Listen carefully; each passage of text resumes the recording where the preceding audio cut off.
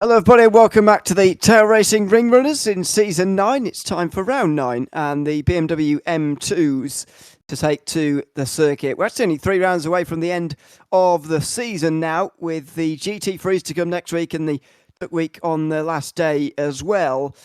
Very much looking forward to getting this one underway and really finding out who's going to win this championship, because it's still very close at the top of the standings. Myself, Ewan, and James Parfitt will be with you for this round of the championship again. And the immediate thing to know, James, is that it's very dark, and we're not going to be able to see who's where, and they're not going to be able to see where they're going here today.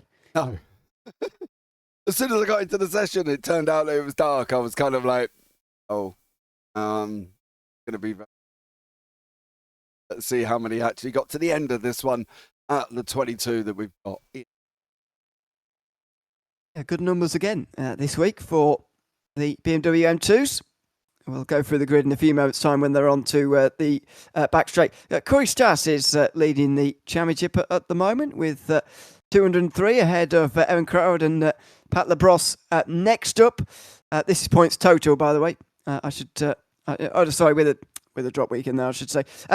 Rick Putnam is in fourth ahead of Dave Mull. Then Dan Kosick is up there as well. David Nanners, Jason Hightower, Dean Deltz and Ray Teo round out the top 10, although Teo has not done very many of the rounds so far, and neither of the ones below him. In the AM standings, Scott Sadler has been leading the way the whole way here, and he's starting to pull away now. Pat Mish is 40 points further behind him with Chase Petterjohn. Next up, then it is... Stephen Johnson next, then it's Chase Petterjohn, who's a few more points further behind. John Amico's got a bit of a gap back to 5th place, but Scott Sadler very much running away with that one at the moment and leading the way there. We haven't applied all of the drop weeks just yet to those standings. There will be 3 before Duck Week, where you can't take your drop week. You've got to be there, and you've got to score good points on that day.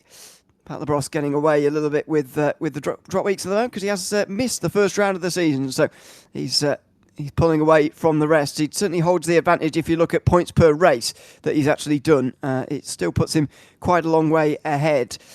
However, I can't see him in this session at the moment. So it's Rick Putnam who's taken the pole position here, the reigning champion, ahead of Matthew Mayer with Ewan Crowd and Jason Hightower on row 2. Dean Diltz alongside David Bauer, who's taken pole in the AM class, ahead of Dave Hernandez, Dave Mull, Corey Stas and Dan McFarlane. Ray Tier was the first not to set a time, along with Ian Bertolucci, who was on row 6 with him. And Kosick with Tim Warchow next up, then all the AMs below as well. Pat Mace is next to Stephen Johnson, Chase Petterjohn, Christopher Heron on row 9, head of Anthony Solomon and Scott Sadler, who's a long way down. Easton Elliott and Dylan Hessling round out the 22 drivers taking to the start. There they are, lined up on the back straight. A very good pole position for Rick Putnam, who does need it, to be honest. Putnam's 5th place in the standings at the moment. His points per race have him in 4th place at the moment in the standings, but still a good way behind Pat Labrosse. And a chance for everybody to gain points on Pat Labrosse here today, because he's not here. However, this will become a drop week again for him. Yeah, it will be for him at the moment, but Scott Sadler leading the AMs as well by quite a way currently. But he's looking quite comfortable at this moment in time as well. It's going to be an interesting one. This run-in could be really exciting, but it depends on who's going to be able to hold this car on this racetrack in the dark. That is the big key for everybody. Not sure who's going to manage it either, to be honest with you. It's going to be very difficult indeed. 4 laps round here. The short VLN layout, so short first chicane, and then the hairpin immediately at turn 3 as well for us, as the truck leads them on down. Good qualifying here from David Bauer as well in the AM class, the only AM driver to actually get a time on the board here in this session. So surely he'll be thinking he can put this race away and he can take a race win here. I'd imagine that will be his target. Yeah, I would have thought so, to be fair. He's qualified quite high up, so really kind of needs to capitalise on where he qualifies. But it's going to be interesting.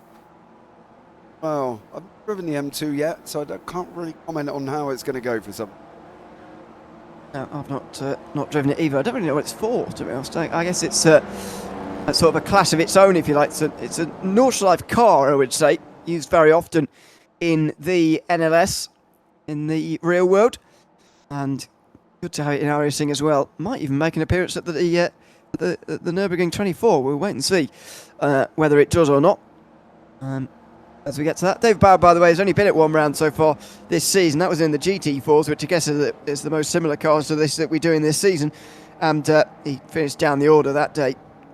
But he'd like to take his first race win of the season, and he's got a good chance to do so here with this round. Let's see as the post truck makes its way at a agonisingly slow speed towards the final few corners and the pit lane as well. And then the 4 laps will be underway with Rick Putnam from the front. He really does need a win here, to be honest, does Rick Putnam. Consistency is there again, but he's not won yet this season, and he very much needs to if he's going to defend his title. Out of the final corner they now come, and Putnam is going to get us underway here in a few moments' time for the BMW M2 round of the Tail Racing Ring Runners in Season 9.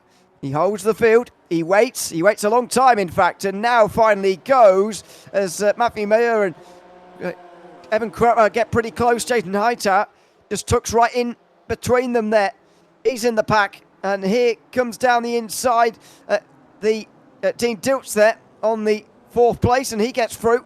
So Putnam will lead, ahead of Mayer and then Crutmer, who are in 2nd place, and it is Mayer who prevails in that battle. Then it's Hightower, Dilton and Barrett. In fact, most of the top 6, in fact the top 7 are all in the same positions in what they qualified. Yeah, they are at the moment. It's only 8. Dan McFarlane gaining 2. Some drama's been happening with Anthony Solomon, Houston Elliott and Dan Kosick down further down on the grid. But I don't know if that was just the fact that they've checked up on each other here. But Ray Teo in the mix at the moment. He's currently sitting in 11th place overall. So Ray Teo doing a great job. He's got Ian Bertolucci sitting alongside him as they're fighting their way through. They are side by side through. Oh, the fast right-hander. Got to be wary through there that you don't smash into one another. They'll get away with it and get single file in time for the fast chicane. And Kosick's been overtaken a couple of times, by the way, as a pro as well. Side by side, just up in front here, between McFarlane and Hernandez. McFarlane looking for places here. He's already up 4 into 6th place. And look at this. Hernandez trying to battle his way with Bauer, who is bashing his way down the inside there. He's not quite got it done just yet, but he has got his nose ahead in time for the fast right-hander, and he's got the place. Dave Hernandez losing a couple of places in one go there as we're onto the north cipher. Yeah, he's up. Dan McFarlane's up 4 at the moment, and Hernandez is down 1. So we'll see how this one pans out for Dave Hernandez, whether or not he's going to be able to get Bauer back. Bauer looking very strong in the AMS at the early part of this race. Obviously, we're only on lap 1. Scott Sadler looked like he started from pit lane, and Dylan Hesselink has crashed and unfortunately jumped straight back to the pits. But Putnam leads us away with Matthew Miller for the first time for that run down into Arenberg. Who's going to be able to get it? It is a bounce over the curves for Mayer there, who closes in. Hightower trying to hold on to the slipstream as well in this front 5. They're all running pretty close together at the moment. Chase Petterjohn drops down the field. Meanwhile, I don't think he's crashed. He's just dropped down the field as they make their way to Tredenquartz now, these two. And nothing doing here for Mayer this time round. You'd imagine he'll be waiting for later on in the lap to try and do something. It's pretty close between at the midfield, though. Here they are. Oh, and off just in front of them goes Dan McFarlane.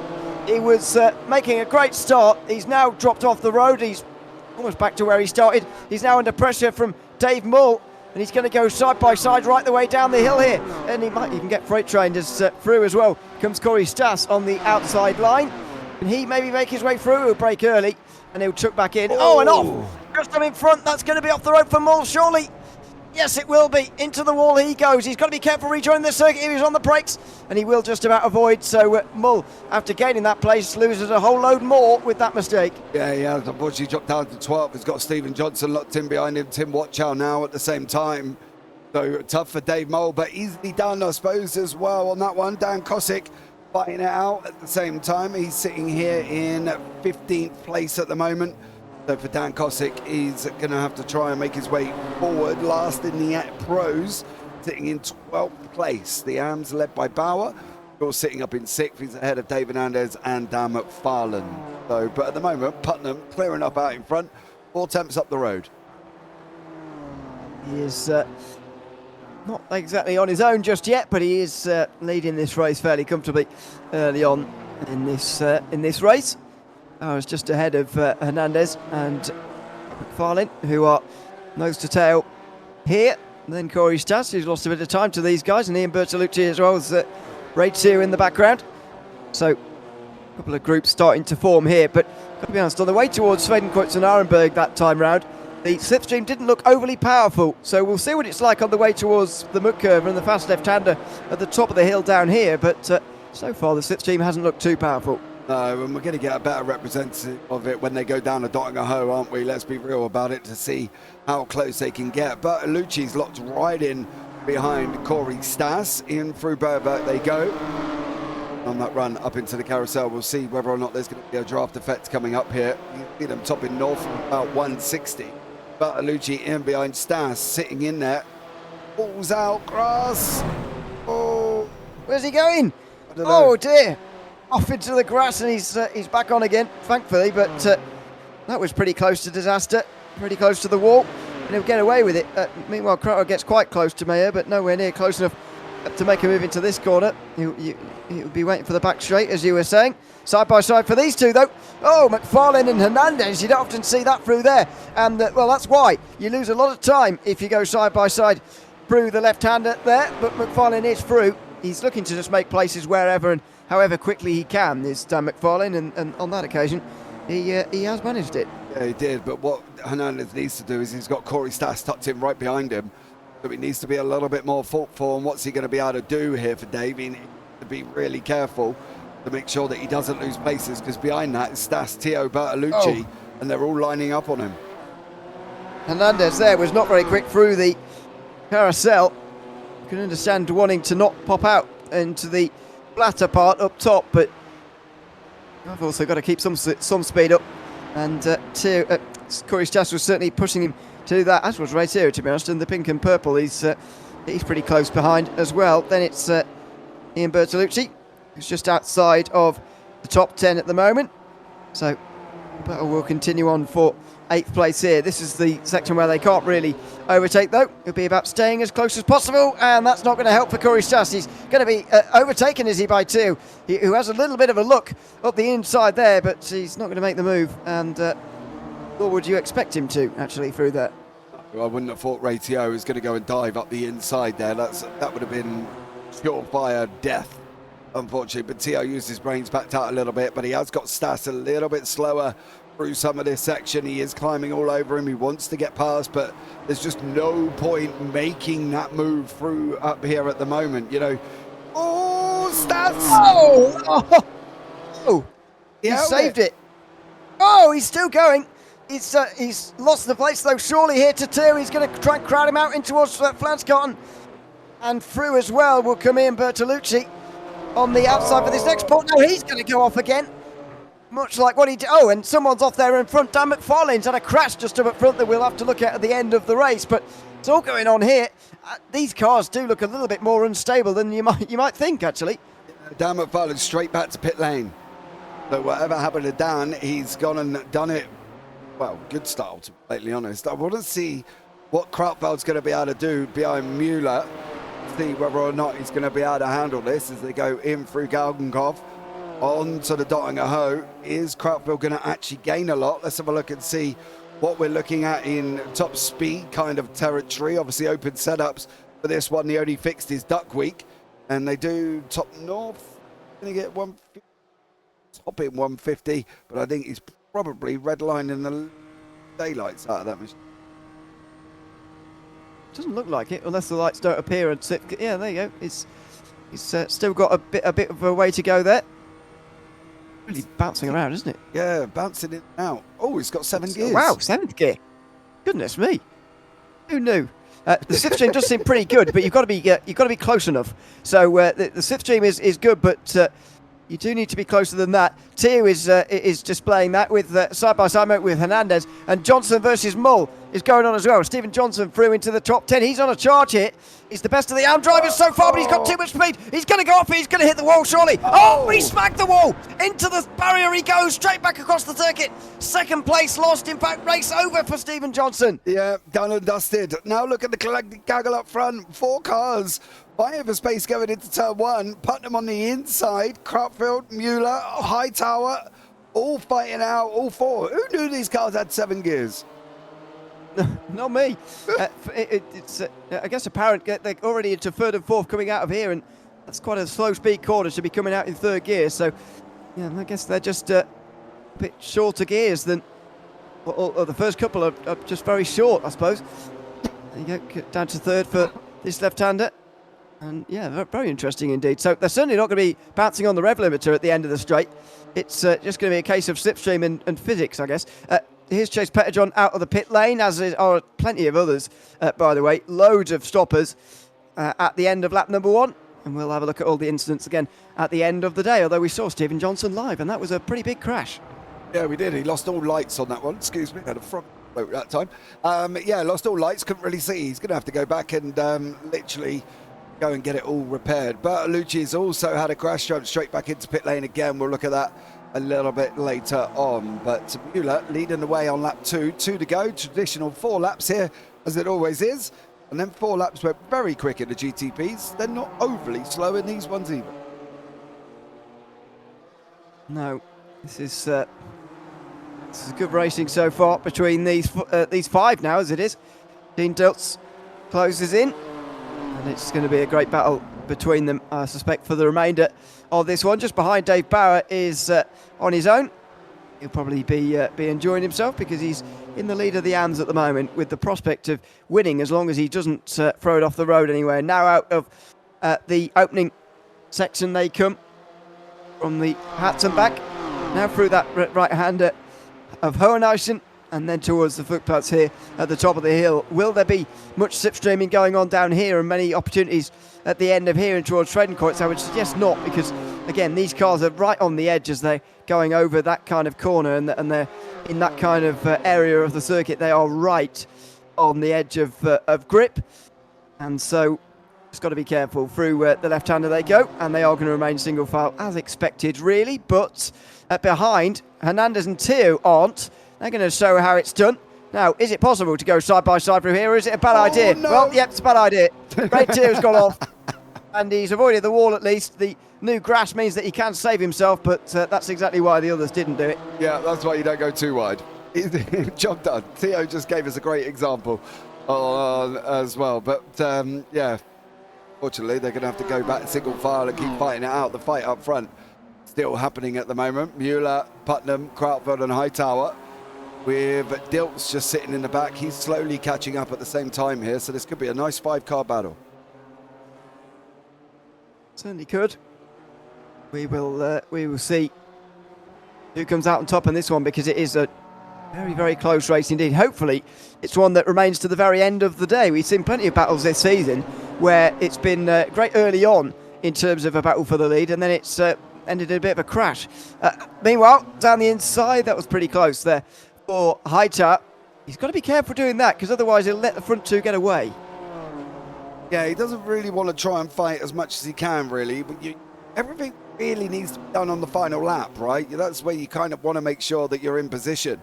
But fighting halfway through, you're just going to jeopardize yourself right the way through the rest of the lap. So he might as well just try and stay with the pack at the moment. David Anders, Corey Stas and Ray Teo are still going for it, though. They're really not concerned about fighting out, staying with the pack.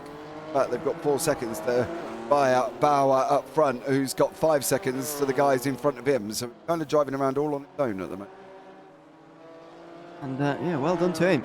He's leading the way, and it would be his first win of the season if he's able to take it. He has only been at 1 round so far this season, as I discussed earlier. That was in the GT4s. Right, I think we got about 30, didn't we? That was quite a lot, yeah. That was quite a lot, yeah. But although, to be fair, even for a new car, this is quite a lot here. 22 for this race. I'm sure there'll be plenty next week in the GT3s. Everybody's got a GT3. And then it's Stuck Week after that, which is a free car. So we should get some fantastic numbers to end the season, which is something you don't always see in series when you get towards the end of the season, but it's only getting better and only getting stronger here in the Tower Racing Ring Runners, and that is great to see. Up the hill they go. Matthew Mayer on the half defensive here from Putnam, who I don't think is really thinking about going through. He'll be thinking about keeping Crowder behind, and they'll be successful in that. So it's just about getting close and then waiting for the back straight. Got to stay closer though, because the gap, or some of the gaps anyway, in the front 5 really opened up in this final section last lap, and they can't afford to let that happen again here. No, they can't. That's the thing. You want to try and stay with the guys in front and make sure that you are tucked up behind them, because you've got a couple of very important sections to come into, you know, and that's the thing for these guys. In through carousel, you want to make sure you can get that right as much as possible. Then you want to look out the run. Now it gets quite a fast... Whoa, Stas! Oh, it was Crowfield in the wall. It's weird. Got a snap coming out of carousel, and then unfortunately the back end just flipped. Close there for Putnam and Mayer as well. They'll stay single file, but yeah, that was very odd for Crowd. Don't too often see that through the carousel, and although it is definitely possible.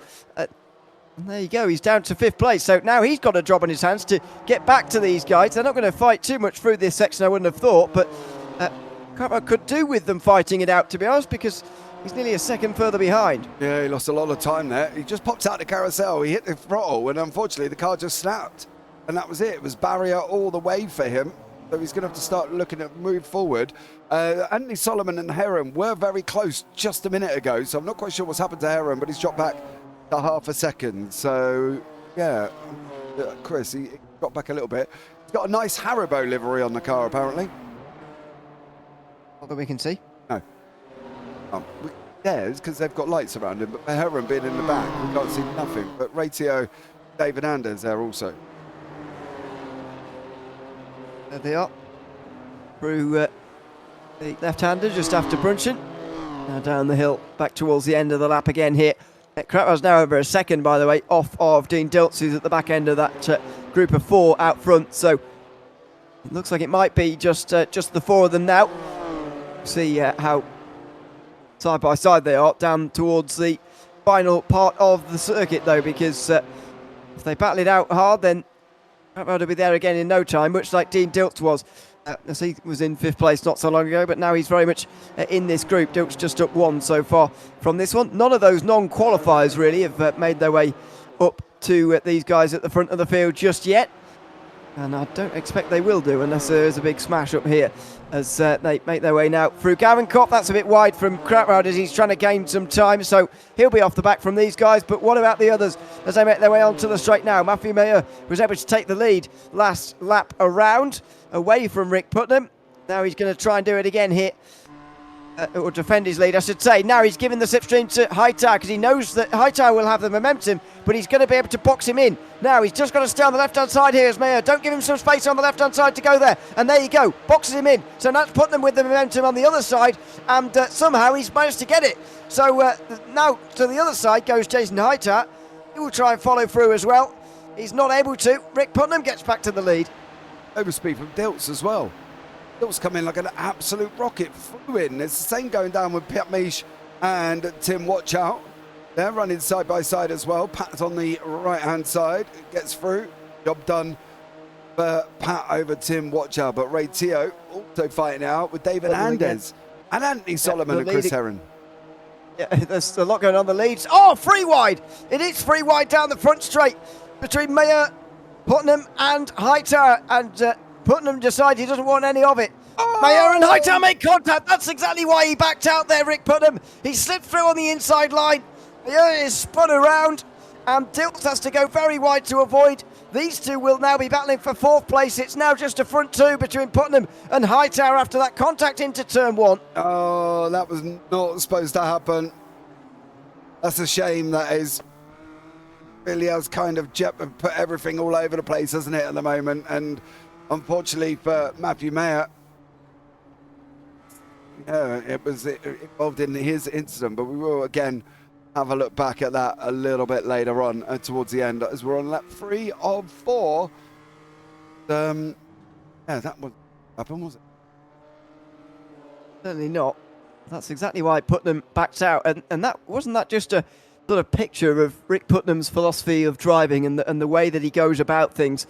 Backing out into towards turn number 1, where a lot of others would have sent it in there, tried to stay with the others, into the battle, pretty wide in towards turn 1. But no, Putnam just backs off. Oh dear, it's Barrett.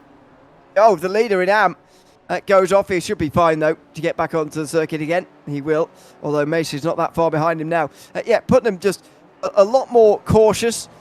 but he has more consistent results, and that's exactly why. That incident and that battle there is sort of exactly why he gets better results and on a more consistent basis. He's cautious when going into those kind of battles. Doesn't put his nose in anything drastic. That's the thing, I think. You know, he looks and picks his battles. Oh no! Theo sparks are flying. Well, that is down to 12th place for Theo now. He's had a difficult couple of laps here. He's now stuck with some of the AM drivers. Can't seem to quite get away from them either. Now Watchow's off the road again, and Pat Maish goes through. I don't really know what's going on between these three, to be honest. It's very weird. But Theo's now right in the back of Tim Watchow, and he might try and go through, will he? Well, he's sort of side by side. Watchow let someone in his own class go through very easily. Now he's defending from someone not in his class. I don't know. Yeah, I can't really answer that question. A bit lost on that one. Lots of grass here, isn't there? They're taking lots of grass. A lot of people were flirting with the edge of the racetrack, should we say? Oh, this ain't going to end well if they go. Well, no. Well, they've managed it this time. Well, I would have thought Ray here would have backed out of that one, but no, he went for it. And through he goes on the inside line into 11th, sort of. Can he get himself through for sure? Yes. Yes, now he finally does. So there we go, through into 11th place for Ray here ahead of Tim Watchow.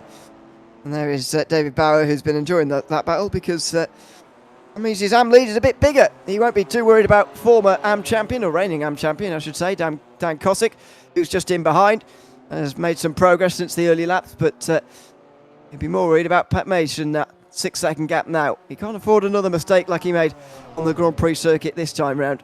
No, he can't, but in between all of this, Putnam's gone and escaped. Hightower's crashed. Petterjohn's obviously had his moment. Bowers, we saw. Dilts has crashed. Mueller, there's a lot gone on during this period of time. Houston Elliott is another one that's straight back into pit lane. But Anthony Solomon and Heron are fighting it out here currently. Faster there. They've got away with it again. These two will carry on for 13th. In fact, it is the closest battle on the circuit, actually. As they go through miss, hit, miss, and Solomon will gain a bit of time there. Heron went slightly wide, missed the apex that you're supposed to hit, and then missed that one as well. Through Versyphon, who gathered that up, though, just in time. Curb. He's fine.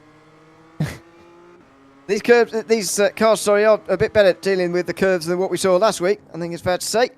The hypercars on the long layout were bouncing over the curbs and getting themselves into a lot of trouble, as were the Spec Racer Fords the week before that. But these cars can take it a little bit better, and the GT3s will as well, as Ray Tears off again. Yeah, facing the wrong way on the race circuit as we come round straight back to pit lane. Fortunately for Theo, not good for him. But Solomon at the moment, another Liverpool livery. Gene did hold it. Just. But now we're going to go back. Crutchfield and Mueller fighting out. Dilt's just dropping off the back a little bit by about a second. Well, he's actually recatching, isn't he? Because he actually went wide to avoid the crash and the spin at turn 1. So it's actually going the right way for him at the moment. He just needs to get there in time for the back straight. Putnam's absolutely gone now. We saw a nose to tail for first earlier on in this lap with one of the others. I can't remember who it was, but someone emerged from the battles right behind him. But they haven't been able to stay there. It's now 3.5 seconds.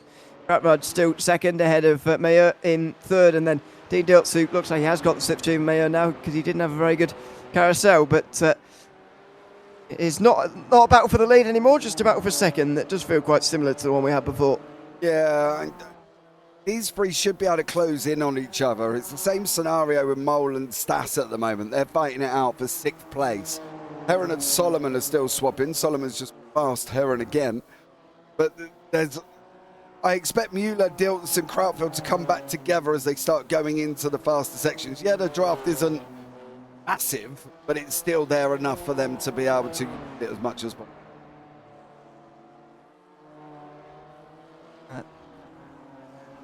There is Mull versus Stas for 6th place.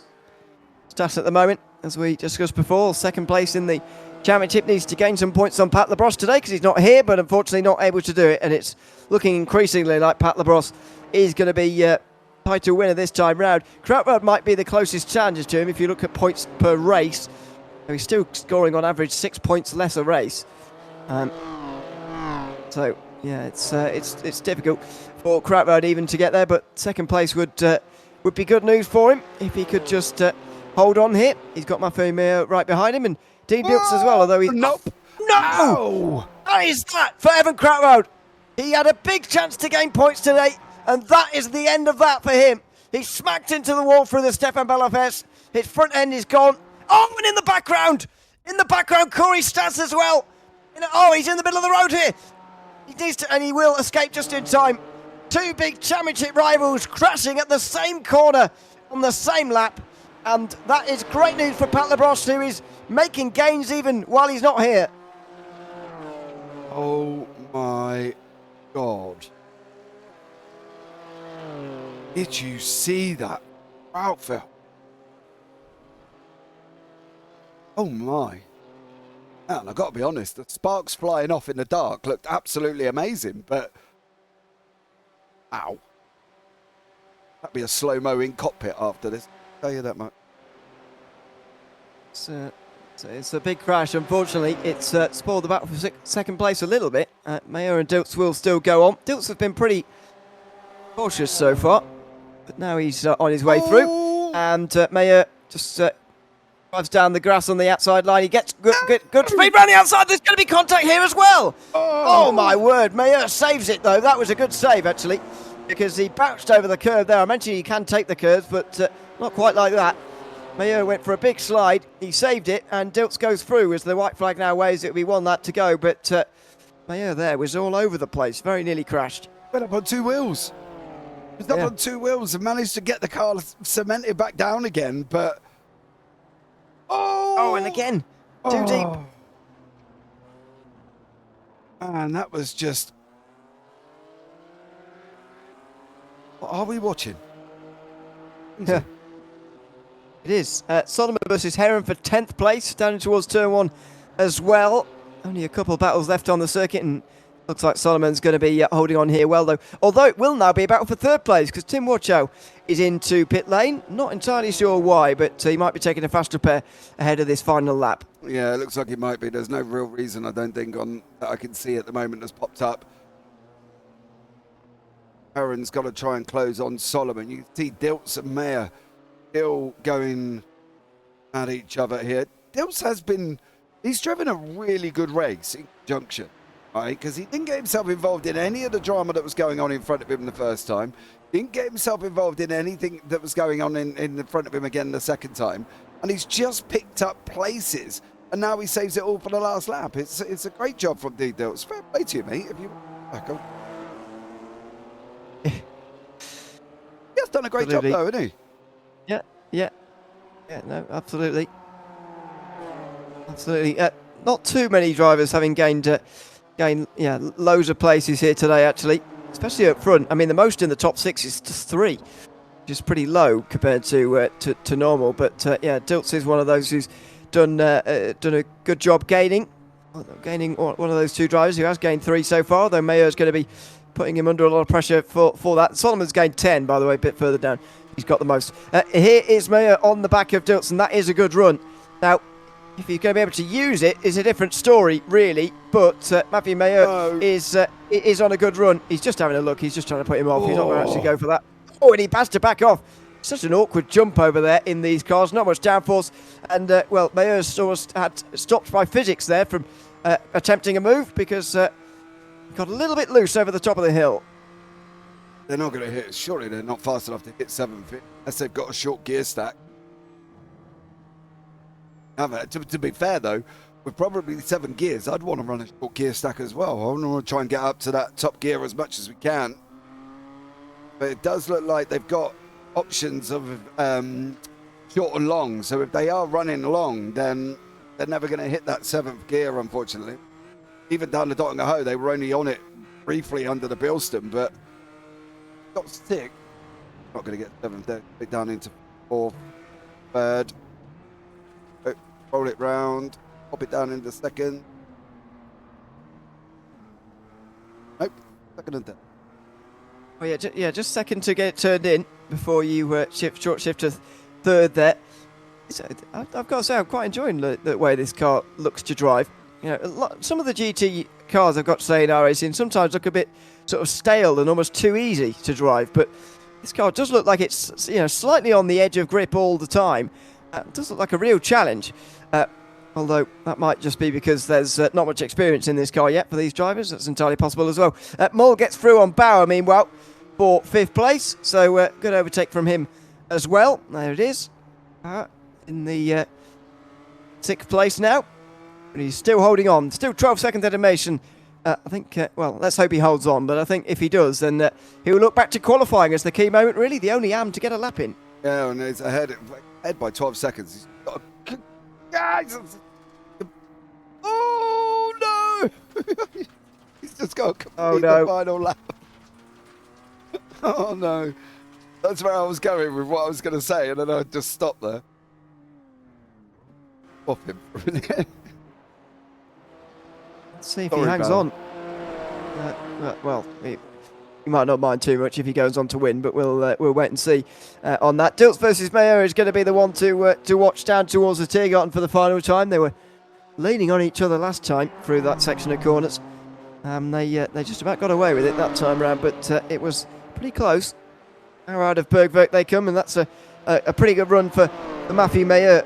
He will close in now on Dean Dilts, although I think he's trying to sort of stay out the way almost and try and just hang back until he can go for the back straight. Although now he's gone through Kesselton, he's got a bit of a straighter run, and maybe now he can have a bit of a go. Maybe he is going to have a go in towards the fast left-hander at the top of the hill. He's just a bit too far back there to properly go for it. And so Dean Dilts hangs on, and he will remain in 2nd place. Mayer will close again, though, out of the corner. Now he's on the outside through the fast right-hander. He just has to back out there as well. That's the sensible thing. Again, Dilts will move it over. Mayer again will have another look. He is threatening, but he's not through. I worry when people start doing things that you sit back and go, after driven, I've driven laps here. We've broadcasted hundreds of laps here, and you know where they should be and where and when and how, and please don't do that because you're going to end up doing something. And for Dilts at the moment, I would be nervous. You're behind me because of the way that his body language is in the car. It's very, I'm looking, I'm not looking, I'm coming, I'm not coming, I'm going to take you too wide, I'm going to go around the edge. It's like, please don't. Just, Dilts is probably sitting there going, please just don't. Like, wait till the dog go, and I'll let you go. Just leave me alone at this moment in time. Otherwise, neither of us are going to make this last lap.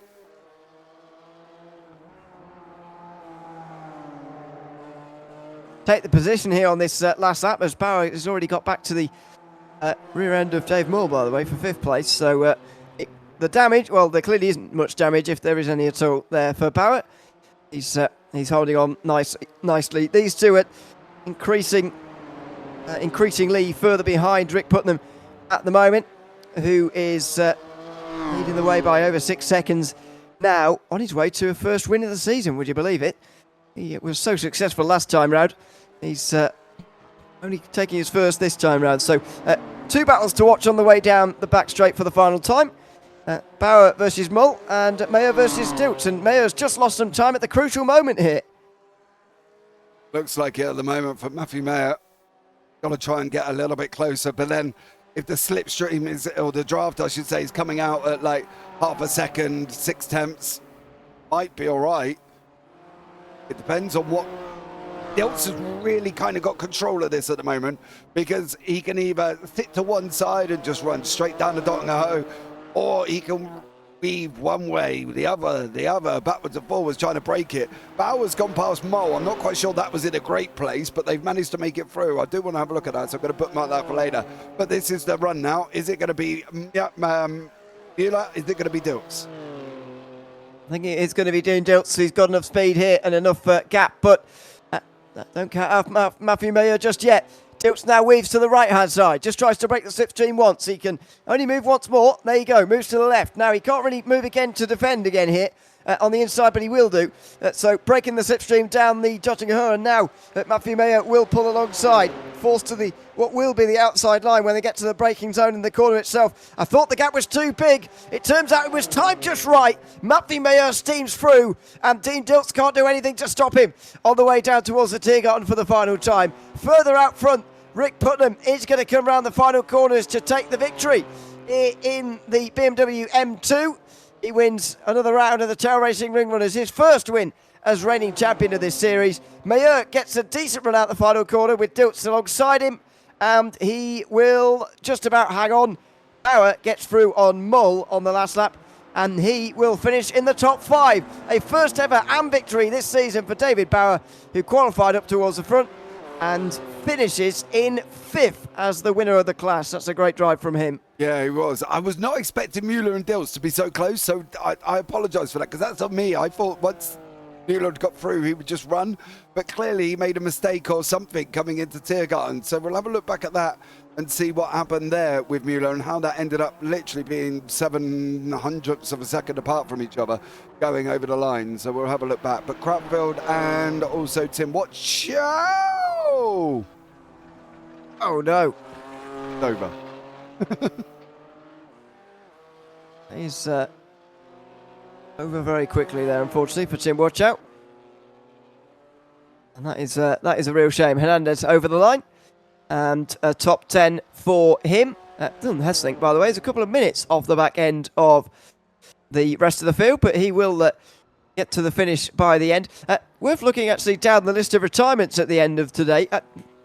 Could be the longest list we've seen for quite some time, actually, in terms of retirements. I don't know that for sure, but it looks like a fairly long list compared to previous weeks to me. But, you know, overall, having just watched this race, I mean, it's like a difficult car to get control of. It does. It look a little bit fun, though. Oh, part of me saying I would take it for a blast, but for me, I'd just board. So I would just do Nords and see how it gets on there. But a lot of fun. Well, of course, comes over the line down in 50. So points lost for Kratward and Stas as well, as Pat Labrosse will be taking this as one of his drop weeks, and these two have not capitalised.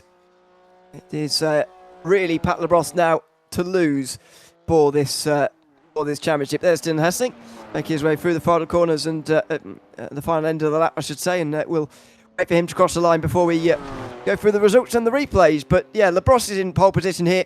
Going into this one, points per non-drop week is 46.4.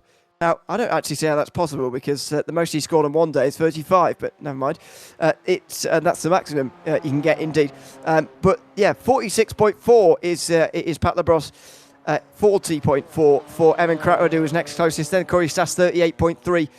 Then 37.6 for Putnam, who's probably second place in the championship now, realistically, after Kratward and Stas finishing way down and Putnam winning this race. Maybe he's back on track, but he's still a long way behind Labrosse.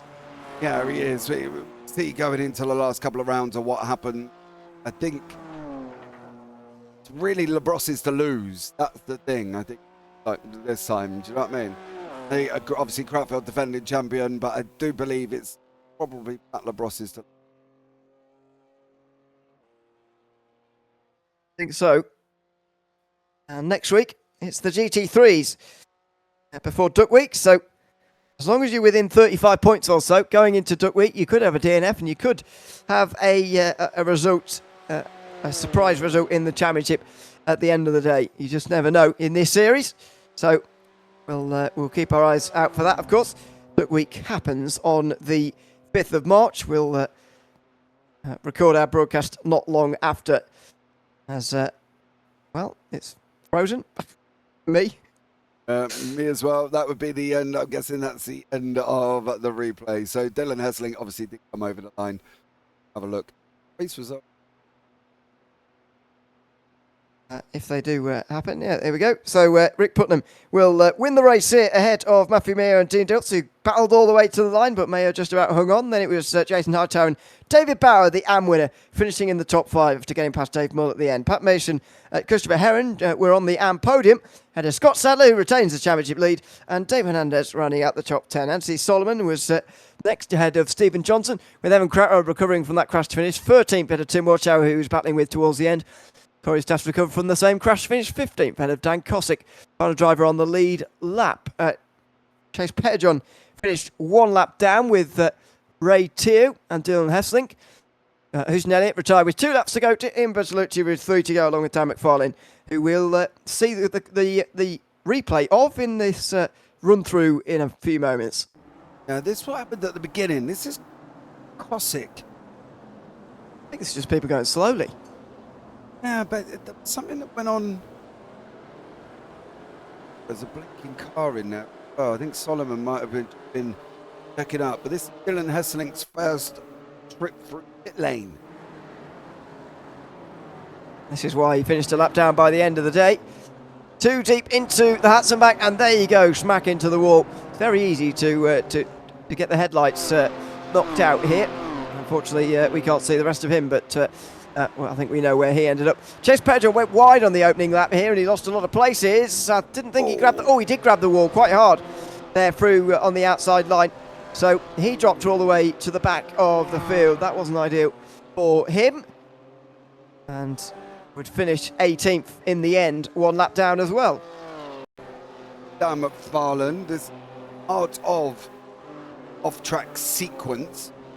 Dan runs wide, grabs the wall, sparks are flying. Can he get it stopped? Nope. And then off he goes. Unfortunately, gravel at Arenberg. It wasn't that was race-defying for him, but Dave Mull still had a bit of drama. Still this, yeah. Yeah, this is one we saw live. Grabs the wall, bang. Sparks. I don't sparks it. So, only seen because it's dark, of course, this time around. This is Christopher Heron just in behind, and he gets it all wrong. Smacks the wall a bit earlier on, and goes off the road again through the second bit as well. Oh, he's going to jump over here and straight back off again. And then he'll eventually get back on again and finish 13th place, finishing up towards the front. Bertolucci would finish a long way down. This is partly why we saw this side-by-side battling going up through Flanscott, then ran wide into the barrier, and just overhead, Dan McFarlane had his crash. Yeah, we'll have a look back. Dan's the defining moment that put Mr. McFarlane in. That's over the curbs there for him. Ooh. And he did a good job actually to get himself off the racetrack and out the way in time for everybody else to come through. So that was good driving from him. This is Houston Elliott, who finished a couple of laps down as well. That's exactly what happened to Krautwald and Stas, as we saw live, and my goodness, it's a big crash. It is gone in the days there. But Lucci also does something not far away. Ooh. He did that quite a lot though, didn't he? Running down the grass and down the wall and things like that. That put obviously him down the order. That incident with Houston Elliott, that was pit lane done. Stephen Johnson's we saw. Yeah, this is a big crash as well. Just got it wrong through Tiergarten. It didn't actually happen to anybody else, which is pleasing, but it's a big hit on the wall. And that was the end of his day. Ending up on the outside of that corner. The end of his charge to try and take the win. He was charging as well. Ian Bertolucci in towards turn number 1 and 2. Might just be going slowly here, to be honest. Oh no, he misjudged it. Ouch. He hit the wall. Did he? Yep. Did he hit the wall on the inside, ripped everything off the front, and then that's a weird. Oh, see somebody. When there's someone in front of you or two in front of you, you can't really see where you're going, and then bang, you just got to sort of trust them that they know where the wall is. Generally, you can go a bit closer to the wall than they do, but you got that wrong that time round. Ray Tier was battling on the outside line here. We saw this live. Out wide. Let's get it stopped though, which was quite impressive. Yeah. Got away with it. So, fortunately, he does crash afterwards. Oh dear. Side by side. Little bit of contact, and there's your accident. just clipped the inside curb onto the car on the outside line, and then an awkward moment getting back going again. Yeah, he does wait for him, which is always good. I mean, that might be David Allen has been involved in this moment. Down into turn number 1, 3 wide, never normally good. Saw this live as well, as they were just 3 wide in towards turn number 1. There's your contact with Jason Hightower in the number 2 car, and Matthew Mayer would drop down, end up finishing 5th. Dilts had to go right round the long way round, which is why he was only just up in front despite that. David Power, meanwhile, bouncing over the curb, going for a spin, and that nearly cost him the race, but he did still win in the AMS. Yeah, he got that completely wrong, did Dave?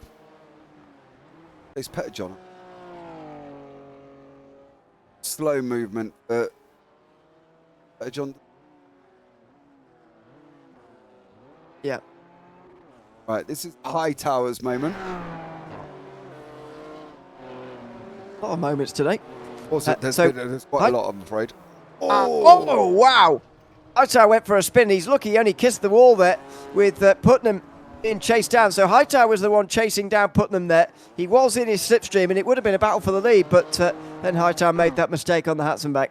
Yeah, not quite sure if Houston Elliott's had a disconnect or something, but it goes and he's already crashed by this point. Oh yeah, he's already damaged. Yeah. And this is what puts Ray Teo back in pit lane. This is the spin. We saw the back end of it. X-Muller, curb on the inside, went for a spin. And of course,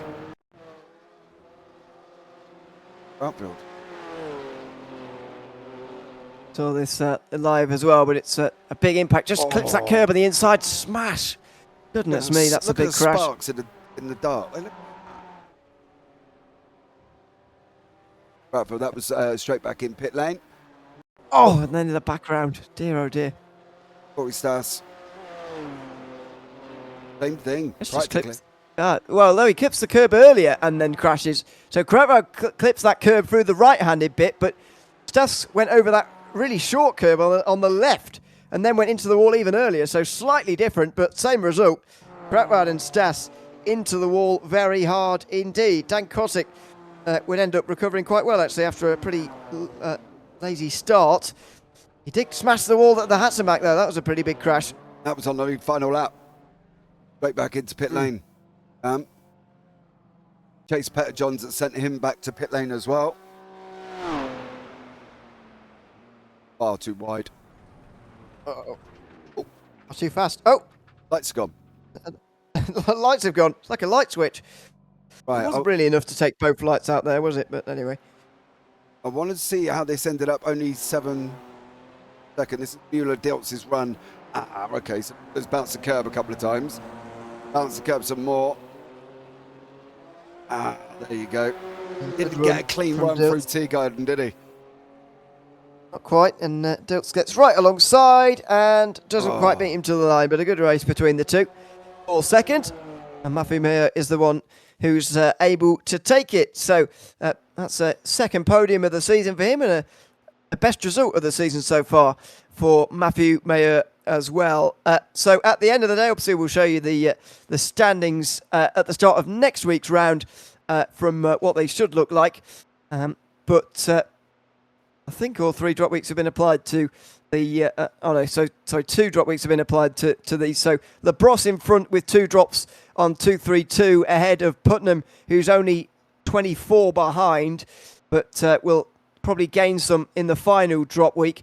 Corey Stas 29 behind, Kratwell 30 behind. So despite LaBrosse's great season so far after this round of the BMW M2s, it's still pretty close, and we've still got a championship fight for sure with 2 weeks to go. Yeah, we have 2 weeks left.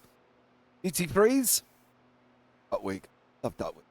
So unpredictable. You never know what you're going to get. You could end up like, I don't know, Leo's on the long circuit.